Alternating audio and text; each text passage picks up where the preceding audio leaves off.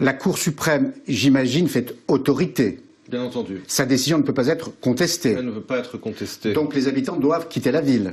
Oui, et c'est ce qu'a dit même le gouvernement, qui est un gouvernement qui est formé d'une coalition qui est très favorable aux habitants d'Armona, mais l'ordre de la Cour suprême est l'ordre de la Cour suprême, et donc il ne peut pas être contourné. Si les habitants refusent d'évacuer la ville, que se passera-t-il? Il y aura un usage de la force, qui a été le cas d'ailleurs en 2006, sous le gouvernement Olmert, où il y avait un usage de la force contre justement le précédent d'Amona, avec des images très violentes d'ailleurs. Benjamin Netanyahu veut absolument éviter ce genre d'images, de violence. C'est pour ça d'ailleurs qu'il avait fait beaucoup d'efforts pour arriver à un accord avec la population d'Amona. Mais il semble qu'en dépit de cet accord, il y aura effectivement un usage de la violence, chose que Netanyahu voulait éviter à tout prix. Mais avec l'accord du gouvernement. Avec l'ordre du gouvernement. Avec l'ordre du gouvernement. Et c'est là qu'on arrive à une contradiction suprême. C'est que le gouvernement, sur ordre de la Cour suprême, décide d'évacuer Amona, implantation jugée illégale, et dans le même temps, ce gouvernement demande à sa majorité de légaliser la construction de 4000 logements érigés sans autorisation. Contradiction.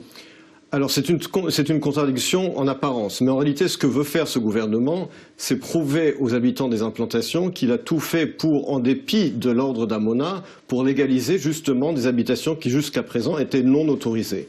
Et donc en fait c'est de dire, eh bien vous avez payé un prix personnellement, vous les habitants d'Amona, mais regardez ce dont a bénéficié le mouvement des implantations dans le reste de la Judée-Samarie ou de la Cisjordanie. Et donc avec cette loi, finalement, eh bien tout le monde y gagne, même si vous devez payer un prix personnel. Mais alors je poursuis, si la majorité approuve cette loi, la Cour suprême pourrait la rejeter. Elle la rejettera. C'est ce qu'a dit d'ailleurs le conseiller juridique du gouvernement, qui a dit à l'avance qu'une telle loi serait anticonstitutionnelle, qu'il refuserait de la défendre à la Cour suprême et que par conséquent, la Cour suprême, tout le monde le sait, invalidera cette loi. Donc c'est quoi? C'est une partie de poker menteur? C'est une partie de poker menteur, je dirais plus exactement, c'est de l'hypocrisie, de la lâcheté de la part des politiques qui veulent en fait laisser la Cour suprême leur sauver les marrons du feu. En fait, eux ne veulent pas prendre la décision, et donc ce qui les arrange, c'est de dire ensuite à leur électorat, bah, vous voyez, ce n'est pas moi, votre parti politique, c'est la Cour suprême qui m'empêche de mettre en place la politique que moi j'aimerais mettre en place. Et du coup, on est dans une impasse totale.